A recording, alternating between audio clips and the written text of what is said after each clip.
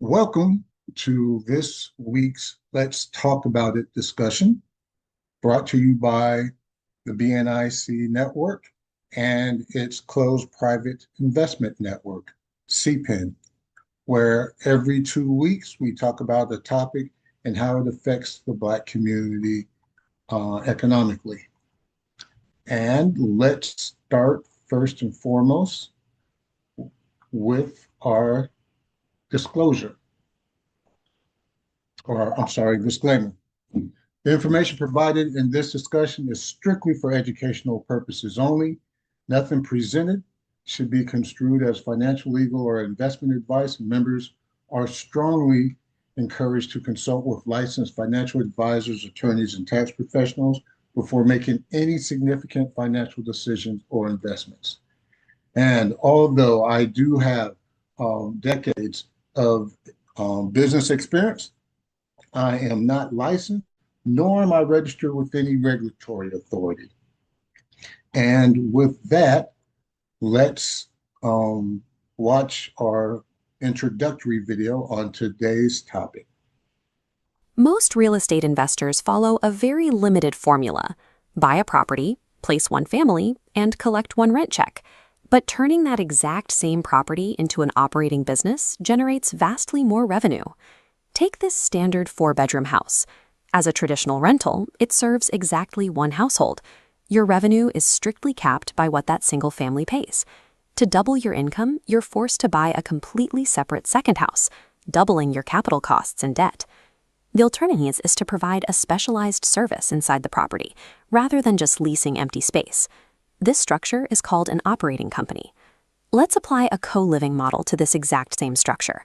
By renting to 4 independent residents, you instantly create 4 separate revenue streams under one roof. Now apply an adult residential care model. By adding specialized licensing and on-site staff, the revenue scales even higher, because now you're being paid a premium for caregiving, using the house simply as the physical infrastructure. And that standard 4-bedroom house, it's no longer just an asset you own, it's the physical shell for a highly scalable enterprise. All right. Now, let's jump into this short presentation and then we'll have our discussion. So tonight's presentation is stop just buying real estate and build a scalable real estate enterprise. Are you buying properties or are you buying a business that happens to use real estate? So the amateur approach is to buy a property, find a tenant, collect rent, and then repeat by buying another property. Um, and through this process, it becomes more cumbersome as you add on each property. Okay, but the enterprise pipeline is to first identify a market need, then choose your business model, then control the property, build operations, create repeatable revenue, and then scale that. And so owning multiple properties does not automatically mean that you built a real estate business. So here's what the real estate business framework looks like. So first is the property. What type of real estate does the model require? And then you're looking at the customer who actually needs the housing or service. And what revenue model are you looking at? Who pays you, how much, and how often?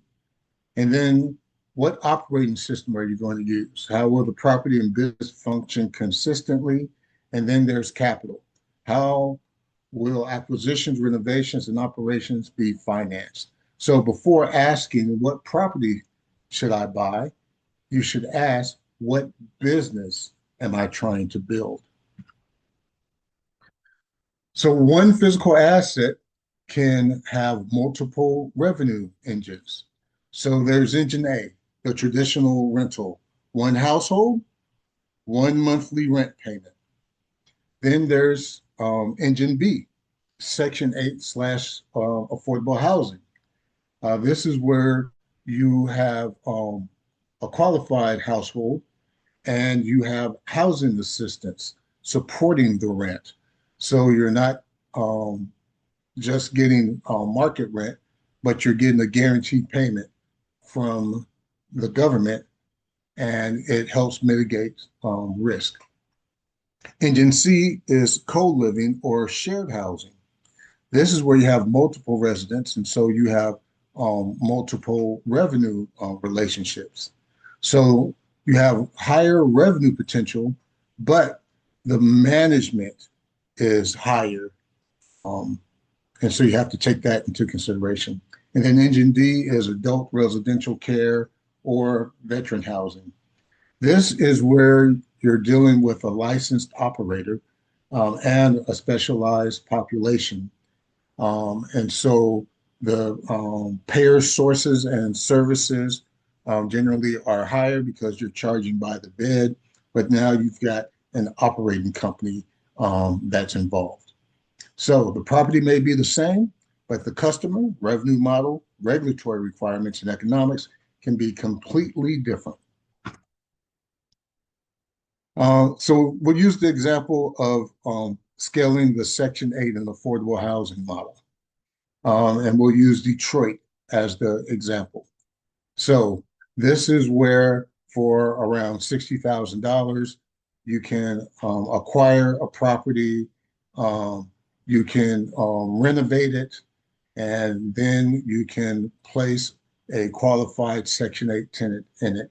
And then that stabilizes the property, gets you guaranteed revenue, and then you can scale that with the right property management. So the scalable business is not one Section 8 house, it's the repeatable system for acquiring and operating an entire portfolio within these exact parameters. So there's three ways to play. And the question is, where do you belong? So you can play as profile one, where you're just the property owner. You just own the asset, you earn rent, you also receive equity, a lot lower operational complexity, um, and it's all capital dependent in order to scale. And your primary risk is associated with the property. Or you can do profile two, which is just being an operating company. In this instance, you just lease the asset. You take care of daily operations. You have a much lower capital requirement, but now you're running an operational business. And so it has higher operational complexity, um, but it's still able to scale high. But your primary risk is associated with operating the business. And then profile three is where you're both the owner and the operator. So this is where you control the asset and the business. It has the highest capital requirement, the highest operational complexity, gives you the maximum control and can generate the maximum profit because you're earning profit from doing two things. So the real question that you have to ask yourself is, which one do you want to position yourself for? So this shows the hidden iceberg of real estate operations. So what's visible to most people is just the property, right? But what's invisible is the two sides associated with the real estate business. So the first is the property side. It's finding the right um, deal, and then it's underwriting that deal, making sure that the numbers work and that your projected return on your investment coincides with the projected risk associated. And that's what underwriting is all about. Then once you're finished underwriting the deal and you want to go forward, now it's actual acquisition.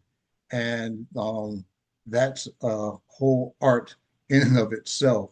Um, you can use a real estate agent to help you acquire a property for listed properties, um, or you can try to use a consultant like myself to help you acquire properties, or you can try it on your own. If you don't have the experience of negotiating and interacting with inspectors and wholesalers, that acquisition process can be a little overwhelming. Then once you've acquired the property, then there's the whole process of rehabbing the property. And this is where you have to go through the selection of a rehabber and oversight of that rehabber. Then there's the financing of the property. According to where the property is, you may have to finance it, or you may pay all cash. Of course, there's risk associated with financing.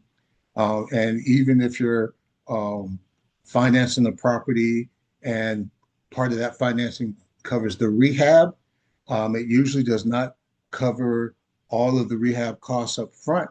And so what that means is that they'll pay you in what are called draws. And so they may break the rehab into 3 steps. And so you have to pay for step 1. Then you have to verify that it's completed. Then once they see it's completed, then they reimburse you for your costs in step 1. And then you got to do step 2 and then step 3. And then once the property is rehabbed, now you have tenant placement. And once a tenant is placed, then you have asset management. And so that's the property side. Then there's the operating side.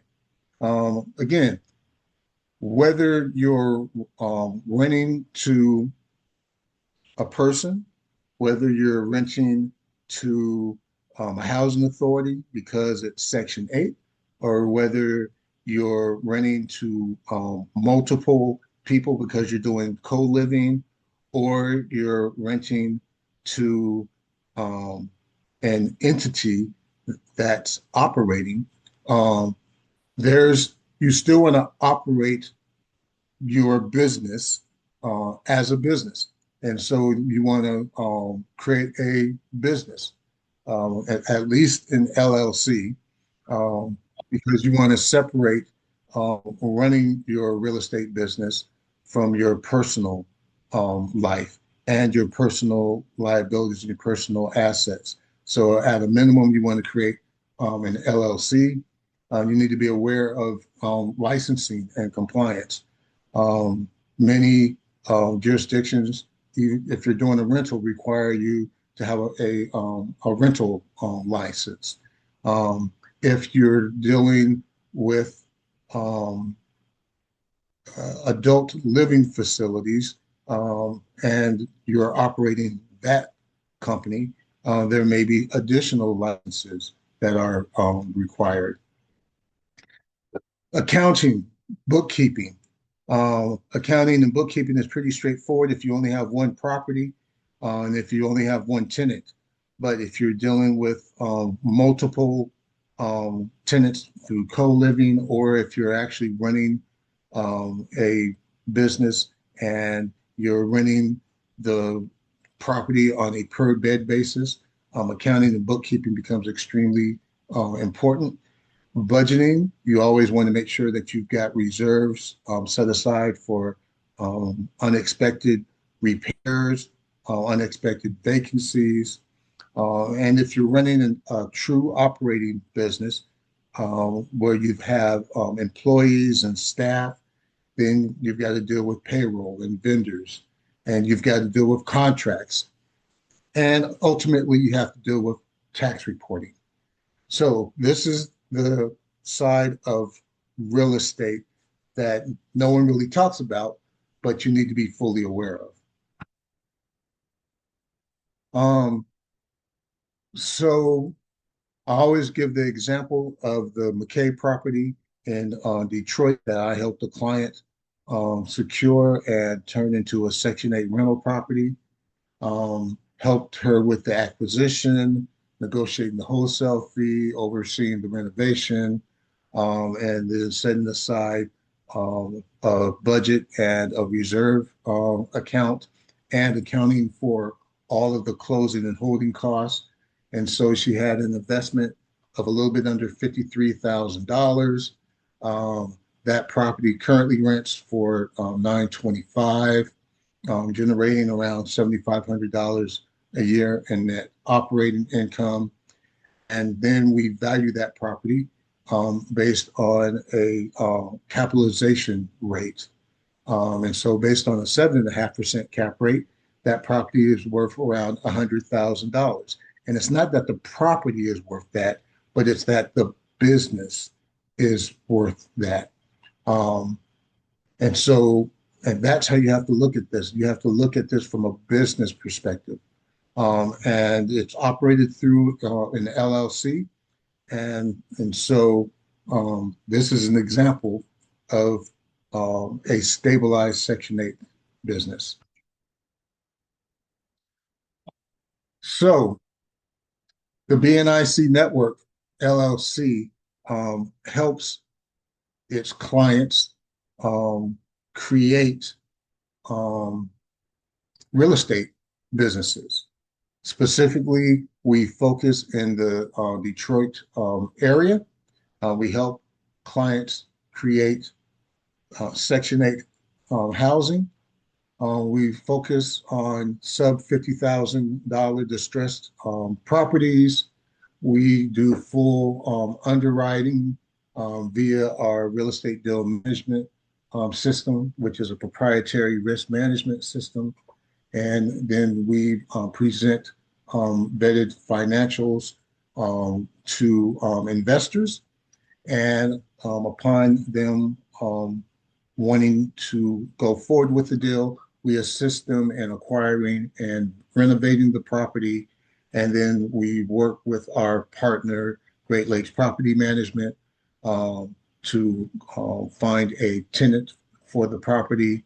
And then we also provide ongoing reporting and management of the real estate business, which is an LLC that's formed during closing.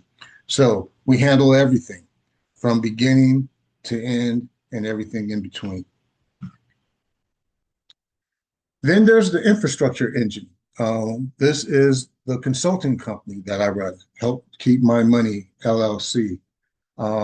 It's been in existence for 12 years now, and it helps create businesses and choosing the right business formation according to the type of business. We provide bookkeeping and compliance services, and we also do fractional CFO services for startups, and we also do trust creations for because we help investors look at their entire estate planning. And so I consider myself the ultimate risk manager. And so between the two companies, we work hand in hand with you, the CEO of your company, as the investor. And the BNIC network deals with the asset and helping you create the business and run the business, and Help Keep My Money helps you form the business and help manage the back end of the business. And then you ultimately are the decision maker. And here's the important thing: we never ever touch your money. You are in full control of your money at all times. Um, we're also transparent. So in the guru industry, you'll hear about these coaching programs that charge, $10,000 to $20,000 for education before helping you buy a single asset. Whereas with the BNIC network, we're transparent. We charge $1,000 engagement deposit.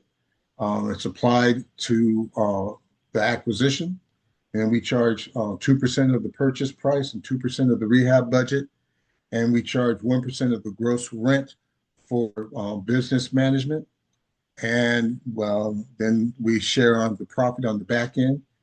We get 50% of the returns only after the investor receives a 10% preferred return. So you as the investor, you receive 100% of the profit up to 10% of your investment, and then everything above that is split 50-50. So we don't sell access, we earn compensation through shared execution and actual asset performance. So the blueprint is ready to build. You just need to decide what business do you want to build, determine where you sit in the value chain. We want to use us to help you acquire the right asset, as well as building the right infrastructure, and so that we can help you scale your enterprise. And that is the end of the presentation. And so we can jump right in to talking about what do you guys think as far as thinking beyond just owning real estate and renting it out to just one person and looking at it from operating a business associated with the real estate. So I'll open the floor to the discussion.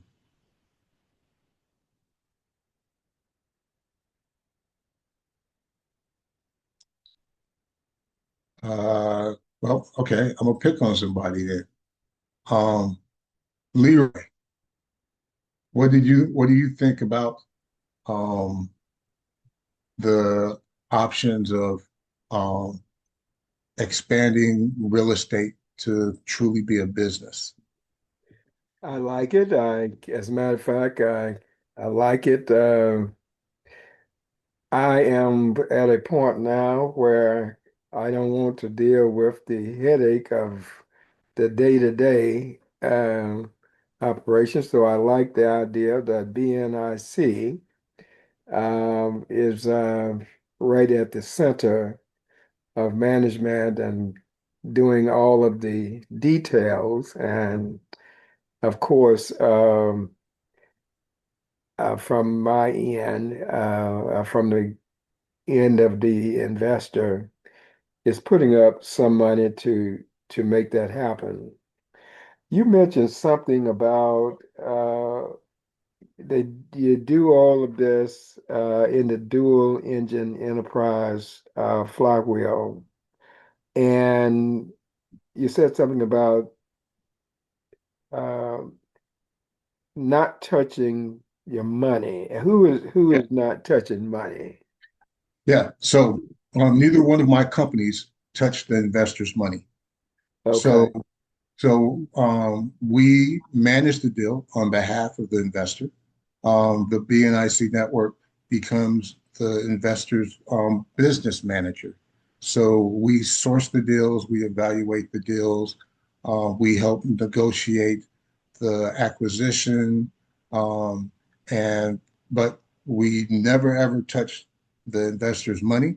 We make recommendations. Um, when the investor opens up their business account, we're given the role of accountant on that account. So we can see into the account, but we cannot withdraw any money out of the account. We can't make any approvals for payments. We can submit um, payment requests, but only the investor can actually approve payments. Only the investor can withdraw money. So the investor stays in 100% total control. Okay, let me ask you a question from the fractional ownership side. Mhm. So you have some individuals who might say that they want to be the sole entity working with through BNIC. And then you have others who possibly want to deal with the fractional ownership side. So do you deal with both? How you Yes. deal? So in the instance where CPIN creates an SPV, a special purpose vehicle, Hmm. and where the BNIC is the general partner, responsible for managing the investment, and then the CPIN members are the LPs, the limited partners that are contributing um, the capital. Then in those instances, the BNIC um, does control the money because they are the general partner of the investor. So in those instances, the BNIC is playing two roles. It's playing the role of the investor and it's playing the role of the investment management company. So only in that role where the BNIC creates an SPV and is the general partner of the SPV does the BNIC touch money. Because in that role, the BNIC is has a fiduciary responsibility to the limited partners to manage that money responsibly. Okay, let me ask you one final question. I know others have questions. So you describe BNIC role as a general partner with the fractional. And then, of course, you have the limited partners with those who are fractional owners. Tell me again about CPIN. What role does CPIN play? You just described BNIC. Yeah. So CPIN allows members to get access to investments on a fractional basis. So CPIN allows people to be able to invest um, either through a special purpose vehicle where they um, put their money together in order to come up with the 50 to $60,000 in order to be the original investor, in which now the limited partners share in the returns, but they're in a position to make the greatest return of at least 10%. Um, but the CPIN members also have the opportunity to participate in fractional ownership after another investor called the sponsor has put up the 50,000 to $60,000, gone through the process of acquiring, rehabbing, and placing the tenant, creating a stabilized business, and then decides to sell off fractions of that business, fractions of that LLC.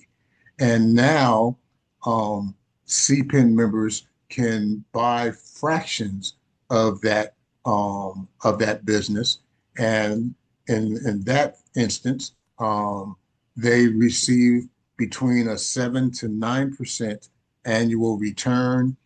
They're paid out on a quarterly basis, according to what the quarterly net operating income is. But they are just along for the ride. They have no voting rights. Um, so they can either be an LP as part of the special purpose vehicle, in which they definitely have voting rights as the main investor and ultimately the sponsor of that property, or they can wait and come in after a property has been established, come in as a partner of the established business, but they have no voting rights at all. They're just along for the ride. Okay. Interesting. I won't ask all of the questions. No problem, no problem. It's all about, getting into the details. And you guys know me, I'm transparent, I'm detail oriented, and I have no problems getting to the actual details.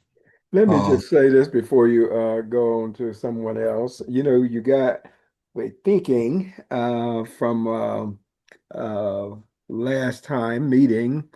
You said to the other gentleman, I don't know whether he's on the call tonight or not. He's about maybe a year or two older than me. If y'all could just hold on for maybe another 2 years, I started thinking about that and I went back and drafted me up a whole new life plan Amen. that I'm going to live longer and I'm going to take advantage of these. And so now I'm asking more specific questions. I thought I'd throw that out to let you know that I've been dealing with this day and night, and I started talking with my family about it, got them excited that maybe they could live longer. And so it really got their attention. That is Amen, fantastic to Leroy. hear. Amen. Amen. Amen. Yeah, definitely, definitely. So I'm happy that I could be a positive influence. And last time that's when we were talking about do you have a financial plan? Um, because life expectancies are going to increase because of AI. And if you live to 120, what does your financial plan look like? So thanks, Leroy. Thank you for that. That really touches me. Um, Sandra, what did you think about the concept of having a real estate business and go beyond just owning a real estate property?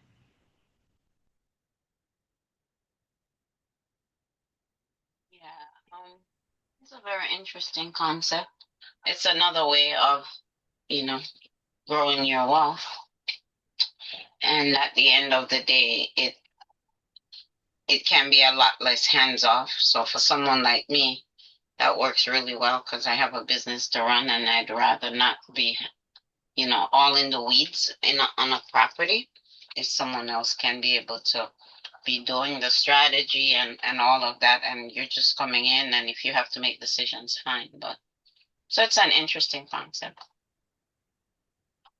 Yeah, and so the BNIC has been focused on the model that it developed for Detroit because we have a strong partner in Detroit, Great Lakes Property Management, and they've been creating turnkey rental properties for 20 years, um, and they have um, done over 300 um, rehabs, and they manage over 300 properties, mainly on behalf of out-of-state investors. And so, from my perspective, it is crucial to know who you're doing business with, especially when you're doing it at a distance.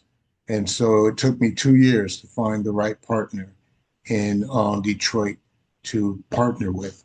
Um, but now the BNIC network is looking to expand and actually form another partnership. Um, and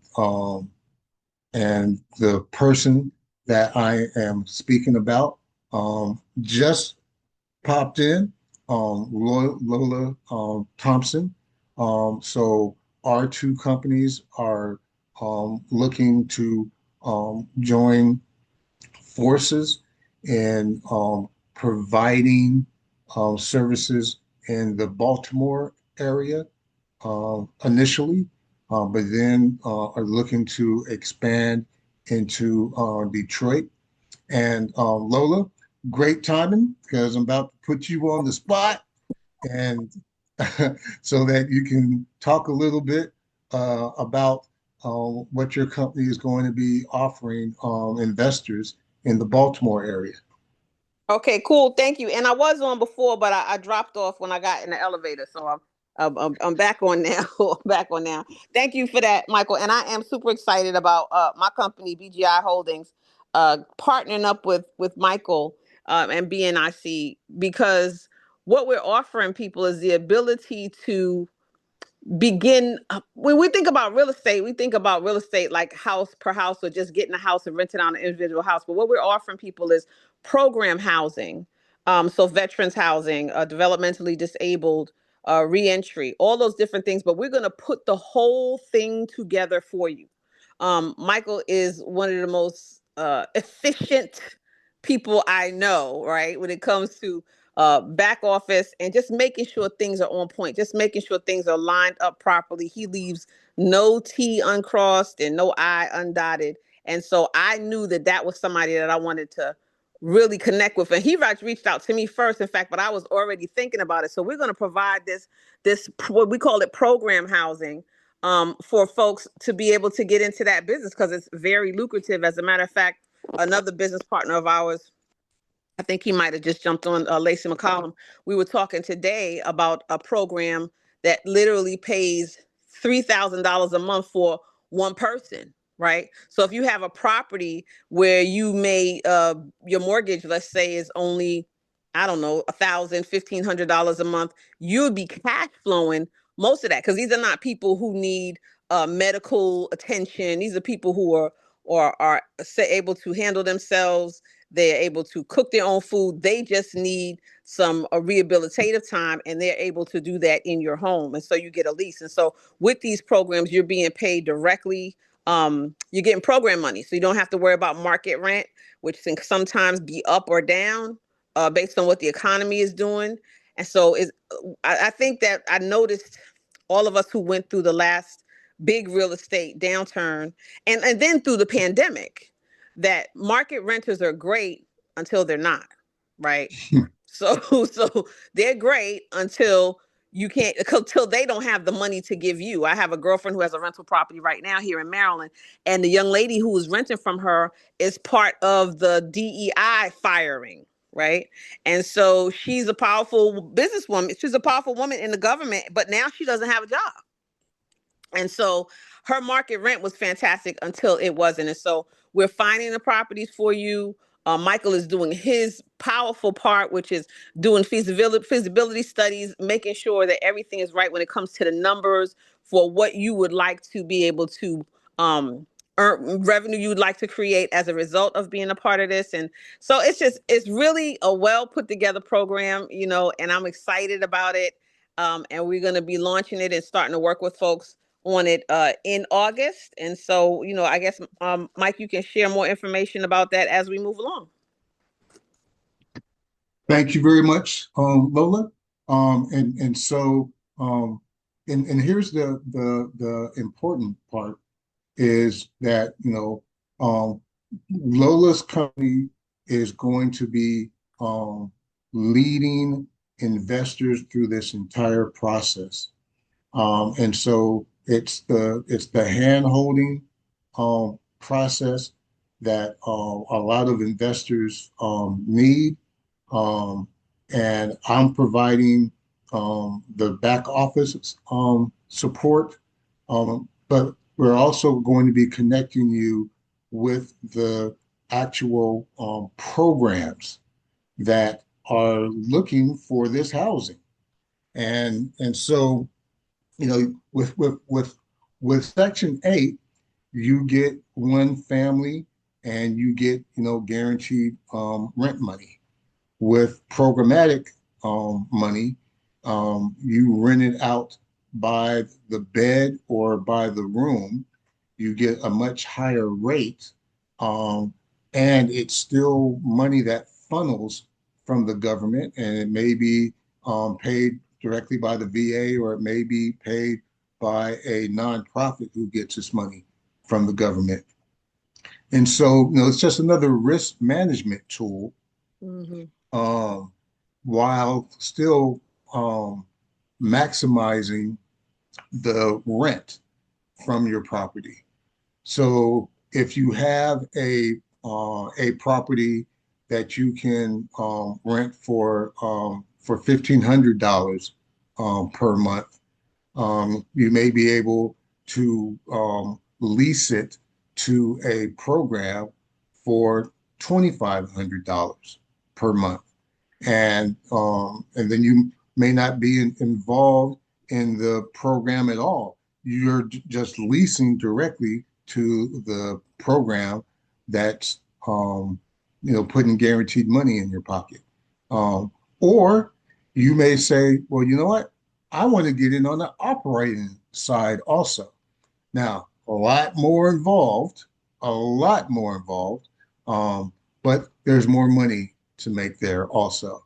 So it's all according to what your risk tolerance level is, and how involved or not involved that you want to get. I have a client that has an adult residential facility in Texas, and he acquired this property without using my consulting services. I helped set up his holding company, and he went in and tried to do things himself, and but didn't underwrite the property, didn't fully understand the regulatory and compliance requirements, and thought that he was just taking over an existing company. But as soon as he purchased the property, he had to go through re-licensing. And the person that he bought this adult residential business from had been grandfathered in. And so there were certain compliance things that he didn't have to abide by. But now that you've got a new owner, now the new owner has to abide by. And he wound up spending like an additional $100,000 above what he thought that he was going to spend. And then, because not only is he buying the property, but now he's buying the actual business that he has to run, he didn't have a business manager to run the actual business. He actually it lives in the UK and travels back and forth, and he hasn't been able to find a good business manager to run the actual business.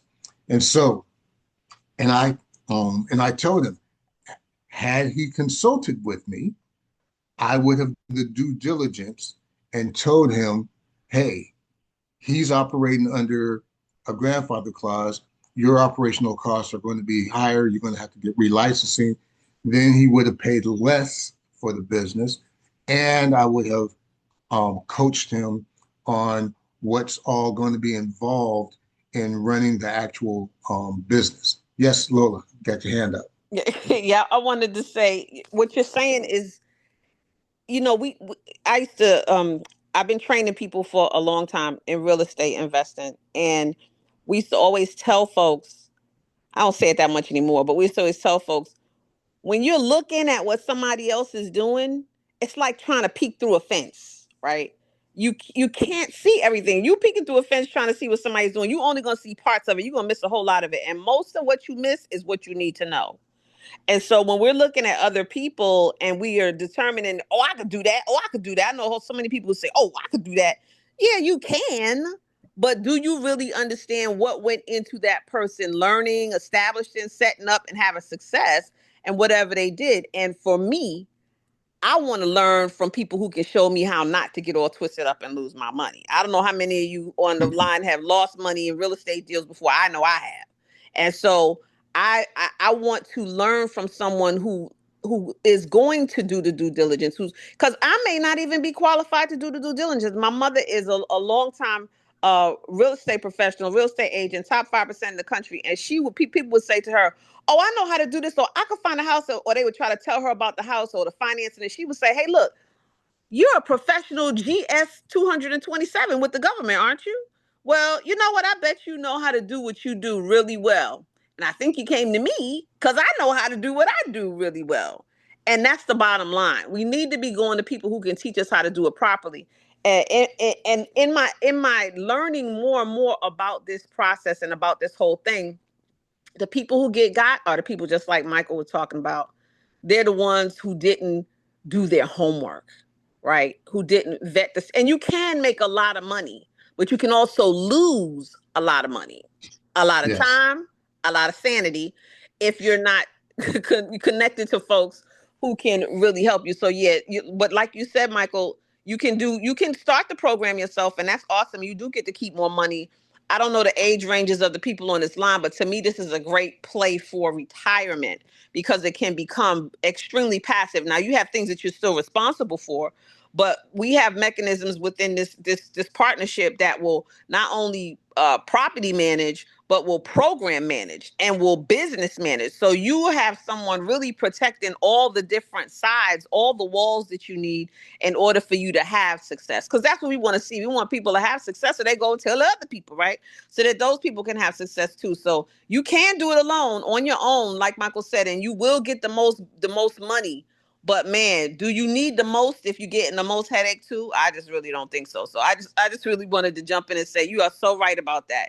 You cannot peek through the slats of a fence and get the whole story for how anybody is doing anything. So back to you, Michael. I just wanted to share that. Oh, And yeah. the other thing, Go if I ahead, Mark. can, real quick, what Miss Thompson is speaking about is leverage. And what that makes me think about is I've been doing a little research on family offices and understand that. And ultimately, the big family offices, ultimately, they're private investment firms. Right. So they have outsourced the management of their wealth and they control that. So they're leveraging experts to help them make this. The families are making the final decisions, but they have enlisted trusted experts to give them excellent information, ideally excellent information, so the family can make the decisions, and then they go and execute, leveraging the expertise. So, and what I'm understanding as you know, many of us didn't start the game with this knowledge. We've gained it on this journey called life. Is that leverage is the key. No matter wherever you look, the game is leveraging what you have with someone else who's able to amplify that. So that's just the download I got as Ms. Thompson was speaking, and what this all offers. This offers us to pool our money. That's a form of leverage, and then leverage experts to go out and get better returns on that money. That's leverage. So I land the plane there. Yeah. And that's the purpose of CPEN, right? Is we are a community of like-minded people who practice cooperative group economics, right? It's not about maximizing any individual's profit, but it's about maximizing the benefit to the community that we belong to here at CPEN. It's about becoming educated, um, whether it's through some of our online courses or whether it's through these type of discussions, or even through the member-only discussions where we really dig into the details, into the numbers of specific offerings. And then it's being able to invest jointly by pooling our money together in pre-vetted investments. Um, Again, I consider myself a financial engineer. I've got 30 years experience of developing complex operational and financial systems in the tune of hundreds of millions of dollars per year. I used to manage millions of dollars of rich white folks' money. And so I have learned the art of underwriting, the art of dotting the I's, crossing the T's, and being very diligent and being very risk aware. It's not about avoiding risk. It's about managing risk. And one of the best ways to manage risk is like what Mark said, is leveraging the knowledge, the intelligence, the expertise of others.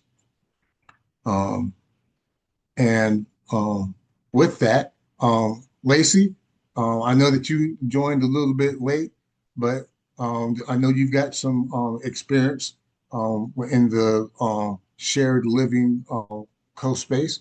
Is there any comments that you want to make?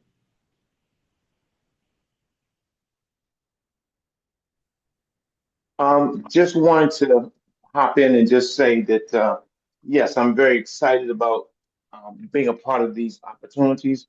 Um, One of the things that I used to do, talking to people who are coming upon retirement, about 10 to 5 years outside of retirement, and looking to help them to enhance their retirement. And one of the things that we used to do is to show them real estate opportunities to create passive income. Um, but in doing so, you have to find passive income that can be managed, and in this particular case, for us, to be vetted properly. And one of the opportunities of working with the group is going to be that vetting process, because it's very difficult to take people who are novices or people who don't understand real estate and try to bring them into real estate with that vetting process. So this is very, very important to have to bring your expertise and to bring the group, leveraging the group's experience to be able to help people to get into real estate. So that's just my comment right now. But this is going to be a great opportunity for people to invest leveraging the group's experience. Thank you for your comments. Um, and I hope that everyone has gotten away from this discussion about how real estate can be more than just owning one property and running it to one family. That there are different ways to utilize real estate as the foundation for a scalable business. And whether you want to get in on the operating side of real estate, or whether you just want to stay on the property ownership side and let somebody else handle the operating. But that there are ways to scale a real estate business. And, the CPIN offers different opportunities for its members to pool their money together in order to invest in real estate opportunities. And so, with that, I want to thank everyone for coming. Are there any final questions before we close?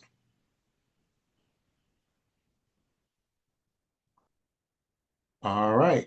Not hearing any. Again, I want to thank you for coming and spending time out of your evening to come to our Let's Talk About It discussion. And hope to see you in 2 weeks, and to bring at least one other person, please, so that we can build up our community of like-minded people. With that, stay safe and stay blessed. Good night.